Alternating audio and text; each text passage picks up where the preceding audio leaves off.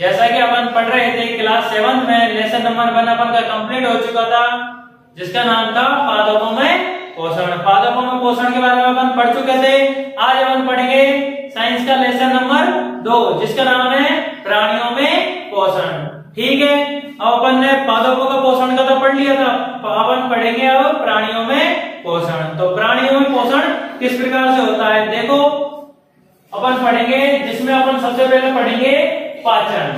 ये पाचन क्या होता है, क्या होता है पाचन। देखो पाचन क्या कहलाता है कि जटिल खाद्य पदार्थों का सरल खाद्य पदार्थों में परिवर्तन, जटिल खाद्य पदार्थों का सरल खाद्य पदार्थों में परिवर्तन होना या विखंडन होना, ये क्या कहलाता है, पाचन कहलाता है। ठीक है, आया समझ में। जो अपन भोजन करते हैं वो क्या रहते हैं, एक प्रकार से सरल, वो अपन का जटिल पदार्थ रहता है और इसको शरीर के अंदर जाने पदार्थ इसको तोड़कर सरल खाद्य पदार्थों में बनाया जाता है, वो विखंडन कहलाता है और इसे अपन क्या कहते हैं, पाचन। इस प्रक्रिया को क्या कहते हैं अपन, पाचन। ठीक है, आया समझ में। ऐसे मान लो उदाहरण ले लिया मैंने, ये अपन का कोई जटिल खाद्य पदार्थ है, ये इस प्रकार से सरल खाद्य पदार्थों में अपन टूट जाता है पाचन की क्रिया के दौरान। ठीक है, अब अपन पढ़ेंगे इसमें, पाचन तो हो गया, पर पाचन किसमें होता है, पाचन तंत्र में। तो अपन पढ़ेंगे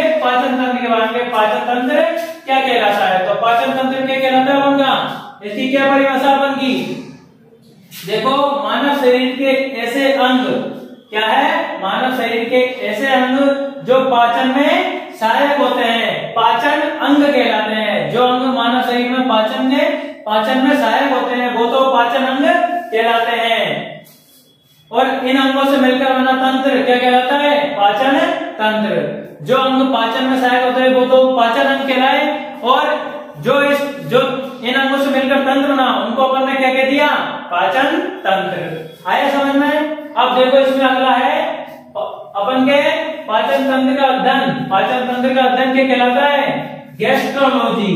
ठीक है, क्या कहलाता है पाचन तंत्र का अध्ययन, गैस्ट्रोलॉजी। जो पाचन तंत्र का अध्ययन करते हैं अपन कि पाचन किस प्रकार से होता है, वो किसके अंतर्गत आता है, गैस्ट्रोलॉजी के अंतर्गत। ठीक है, आए समझ में। अब देखो अपन के पाचन होता है, तो पाचन में सबसे पहले भोजन कौन से भाग में जाता है, उसके बाद में भोजन कौन कौन से हिस्से तक कैसे पहुंचता है, इसके बारे में पढ़ेंगे अपन। तो देखो अपन का पाचन अंग कौन कौन से होते हैं, और सबसे पहले अपन भोजन ग्रहण करते हैं वो खा जाता है। सबसे पहले अपन भोजन ग्रहण करते हैं वो सबसे पहले अपन क्या जाते हैं, मुख में। ठीक है, मुख द्वारा अपन भोजन ग्रहण करते हैं। भोजन मुख द्वारा ग्रहण करने के पश्चात ये ग्रासिका या ग्रास नली में जाता है। उसके पश्चात ये आमाशय या पेट, जिसको अपन पेट भी बोलते हैं, उसके अंदर भोजन जाता है। इसके पश्चात ये भोजन क्षुद्रांत, जिसको अपन छोटी आंत भी बोलते हैं, उसके अंदर जाता है।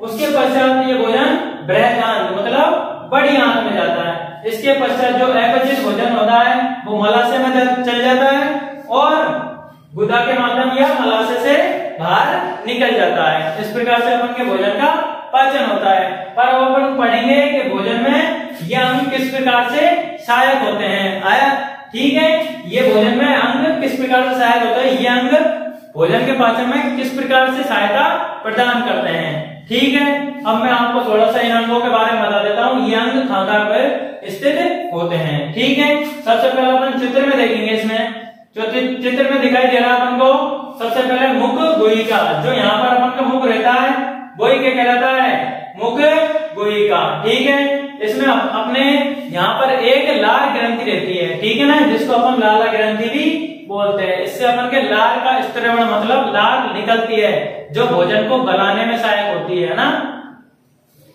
आगे अपन चलेंगे तो इस प्रकार से ये नली रहती है, जिसको अपन बोलते हैं ग्रास नली या ग्रसिका। ठीक है, अगले अपन चलते हैं, फिर ये आता है अपन का आमाशय, है ना, आमाशय आता है। और ये अपन का यहाँ पर ये रहता है, ये वाला हिस्सा कहलाता है अपन का अग्नाशय, और अपन का ये हिस्सा रहता है, ये रहता है अपन का यकृत। ऐसे ही यकृत के अंदर एक पित्ताशय रहता है, जिससे पित्तरस का स्त्रवण होता है, मतलब पित्तरस इससे निकलता है। ठीक है, अब आती है अपन की छोटी आंत। इसके अंदर ये इस तरह से बहुत लंबी कुंडलीकार आकृति दिखाई दे रही है आपको, इसमें बहुत सारी कुंडलियां रहती है इस प्रकार से, तो ये अपन की कहलाती है क्षुद्रांत या छोटी आंत। ठीक है, ये इसमें बहुत लंबी नलिकाएं रहती है और ये अपन की कहलाती है बड़ी आंत। इस प्रकार से देखो ये मोटी मोटी दिख रही है ना आपको, ये कहलाती है अपन की बड़ी आंत। आगे चलेंगे अपन, तो बड़ी आंत के अंतिम छोर के बाद में क्या स्टार्ट हो जाता है, मला से, और लास्ट में क्या रहता है, मल द्वार मतलब गुदा। ठीक है, आया समझ में? ठीक है, अब अपन पढ़ेंगे बच्चों पहला पाचन अंग, जिसका नाम क्या है, मुख एवं मुख गुहिका। अब ये क्या कार्य करता है, भोजन के पाचन में कैसे सहायक है, देखो आप, भोजन का अंतर्ग्रहण सबसे पहले मुख द्वारा होता है। अंतर्ग्रहण का मतलब भोजन सबसे पहले मुख द्वारा ग्रहण किया जाता है। आया समझ में? सबसे पहले भोजन मुख द्वारा ग्रहण किया जाता है। और अंतर्ग्रहण की क्या परिभाषा, देखो आहार को शरीर के अंदर लेने की क्रिया अंतर्ग्रहण कहलाती है। शरीर के अंतर्ग्रहण मतलब, अगर अपन इसका संधि विच्छेद करेंगे, अंतर्ग्रहण, तो अंत का मतलब क्या, अंदर, और ग्रहण का मतलब ग्रहण करना। ठीक है, अंदर ग्रहण करना। अंतर्ग्रहण की परिभाषा क्या हुई, भोजन को अंदर लेने की क्रिया क्या कहलाती है, अंतर्ग्रहण। अब अपन ने भोजन को अंदर ले लिया, इसके पश्चात क्या होगा, भोजन को जैसे ही अपन मुंह के अंदर जाएगा, भोजन में क्या है, लाला ग्रंथि से, भोजन में लाला ग्रंथि से लाला रस निकलेगा, जिसको अपन क्या बोल सकते हैं, लार। ठीक है, ये लार इस तरह भी होती है, मतलब लार निकलती है। अब इस लार का पीएच मान क्या होता है, इसका पीएच मान होता है 6.8। और हमारे मुख में और क्या पाया जाता है, हमारे मुख में जीभ तथा दांत होते हैं। अब ये जीभ और दांत पाचन में कैसे सहायक होते हैं, देखो जीभ भोजन में लार मिलाने का कार्य करते हैं। जीभ का क्या कार्य है, भोजन में लार मिलाने का, और क्या कार्य है, भोजन के स्वाद का पता लगाने का। ठीक है, जीभ क्या कार्य करती है, भोजन में लार मिलाने का तथा भोजन के स्वाद का पता करने में। और अगला है अपन का दांत। अब ये दांत क्या करते हैं, भोजन में देखो, अब ये दांत का क्या कार्य है, दांत का कार्य है भोजन को पीसने, चबाने, चीरने, फाड़ने का कार्य है। दांत क्या करते हैं, कोई भी भोजन अपन ग्रहण करेंगे तो उसको पीसेंगे, चीरेंगे, फाड़ेंगे, सब कार्य क्या करते हैं, दांत करते हैं। ठीक है, अपन सीधे भोजन को निकल नहीं सकते, तो उसको बारीक छोटे छोटे टुकड़ों में बांटने का काम दांत करता है। अब अपन के दांत है, दांत कितने प्रकार के होते हैं, 4 प्रकार के होते हैं। दांत कितने प्रकार के होते हैं, 4 प्रकार के, और चारों दांतों की संख्या अलग अलग होती है, उनके कार्य भी अलग अलग होते हैं। तो पहला अपन का दांत है कृतंक, है ना, पहला दांत कौन सा अपन का, कृतंक, जिसमें दांतों की संख्या कितनी होती है, 8। अपन के दांत ऊपर और नीचे दोनों बराबर संख्या में रहते हैं। अब इसमें कृतंक दांतों की संख्या कुल कितनी है, 8, और इसका कार्य क्या है, भोजन को काटने का। ये भोजन को क्या करता है, काटने का कार्य करता है। अगला अपन का दांत का नाम है रदनक। ठीक है, और इसमें दांतों की संख्या कितनी होती है, 4। ठीक है, इसका कार्य क्या है, भोजन को चीरना या फाड़ना। ठीक है, अगला अपन का है अग्र चवर्णक। अग्र चवर्णक, इसमें दांतों की संख्या कितनी होती है, 8, और इसका कार्य क्या है, भोजन को पीसने का। ठीक है, इसका कार्य क्या है, भोजन को पीसने का कार्य है। अगला है अपन का दांत चवर्णक, इसमें दांतों की संख्या कितनी है, 12, और इसका कार्य क्या है, भोजन को पीसना या चबाना।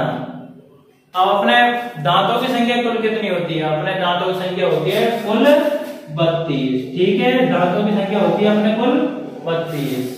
अब अगला इसमें पॉइंट आता है लार। और लार का क्या कार्य है, हमारे शरीर, हमारे मुख से जो लार निकलती है उसका सबसे महत्वपूर्ण कार्य होता है हमारे भोजन को गलाने का कार्य। ठीक है, भोजन गलेगा उसके बाद ही तो उसका पाचन स्टार्ट होगा। तो लार का मुख्य कार्य क्या है, भोजन को गलाने का। ठीक है, तो हम अब अगला पाचन अंग में पढ़ेंगे ग्रसिका या ग्रास नली। अब इसका कार्य देखेंगे अपन। इसमें ये क्या कार्य करती है, ग्रसिका का मुख्य कार्य है भोजन को मुख से आमाशय तक पहुंचाने का। इसका मुख्य कार्य क्या है, भोजन को मुख से आमाशय तक पहुंचाने का। और क्या है कि ग्रसिका में भोजन, ग्रसिका भित्ति के संकुचन से भोजन मुख से आमाशय तक पहुंचता है। तो कैसे पहुंचता है? ग्रेसिका से क्या है, ग्रेसिका भित्ति में क्या संकुचन मतलब सिकुड़ना और फैलने का कार्य होता है, जिससे भोजन मुख से आमाशय तक पहुंचता है। ठीक है। और कभी कभी क्या होता है, जब आमाशय भोजन को स्वीकार नहीं करता है तो ये पुनः भोजन को बाहर निकालने का जिसको अपन क्या बोलते हैं, वमन या उल्टी, बाहर निकालने का कार्य भी करता है। ठीक है। अब आपने देखा होगा कई बार कि भोजन को अपन जब हमको वमन या उल्टी होती है तो अपने क्या है, भोजन जल्दी से अपन का नहीं निकल पाता, अपन को गले में एक प्रॉब्लम आती है, जिससे क्या भोजन को अपन को अधिक बल लगाना पड़ता है बाहर निकालने के लिए। तो वो किस कारण से होता है? वो होता है अपन के गले में एक एपिग्लोटिस कपाट, घाटी ढक्कन या ट्रैफिक पुलिसमैन एक अपन के गले में पाई जाती है, जिसके कारण क्या है, ये भोजन को बाहर निकालने से रोकती है, पुनः भोजन को बाहर निकालने से रोकती है। ठीक है। आपके समझ में आया? आज हमने प्राणियों में पोषण के बारे में पढ़ा, इसके बारे में अपन ने पढ़ा था, पाचन के बारे में पढ़ा और पाचन अंगों के बारे में पढ़ा। पाचन अंगों में हमने पढ़ा मुख या मुख गुहिका, ठीक है, ग्रासिका या ग्रास नली। अगर आपको इसमें कोई दिक्कत आए तो आप हमें वीडियो कमेंट करके बताएं। वीडियो अच्छी लगे तो वीडियो को लाइक कीजिए, चैनल को सब्सक्राइब कीजिए, वीडियो को अधिक से अधिक शेयर कीजिए। धन्यवाद।